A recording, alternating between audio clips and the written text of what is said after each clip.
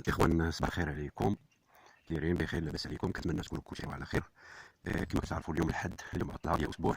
حبيت نشارك معكم هذا الصباح هذا داكشي اللي درت اليوم في الصباح، يعني اليوم الاحد.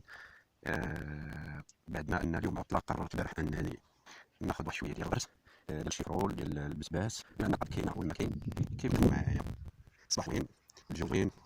قررت هاد المية يومين هذه، قررت انني نجي ونشارك مع هذا الصباح. دارت لي غرس كما كتعلموا، الغسيل ديال المساج ديال الشيفون انسانيه كلها، وداكشي كله ما فيه الادوار يعني بيو. كنتمنى تكون هذه الفكره عجباتكم كيف ما كتشاهدوا معايا. نزل الكميه في الارض باش نغرس شويه البصله، شويه الفلفل. يعني الانسان ملي تكون الارض موجوده والماء موجود، الانسان يستغل الفرصه انه واخا يغرس ما ياكل، يعني تياكل شي حاجه اللي مزيانه، شي حاجه اللي بيو.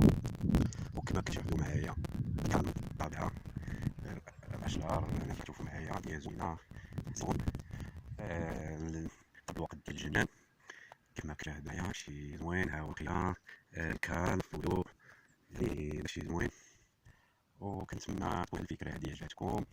وعلاش الناس اللي عنده واخا مرسول ديال الارض في الدار عنده يستغلو ويدير فيه غرس، فيه حاجه مثلا بطاطا مطيشه، داكشي ديال الغرس كما قلت واخا ياكل.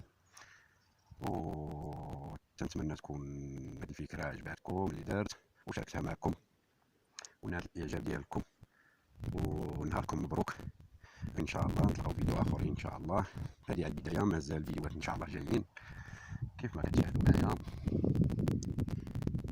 الطبيعه زوينه، الاشجار يعني الدنيا خضراء كلها. ونتلاقاو ان شاء الله فيديو اخر ان شاء الله. نهاركم مبروك والله يعاونكم، والسلام عليكم. الساعه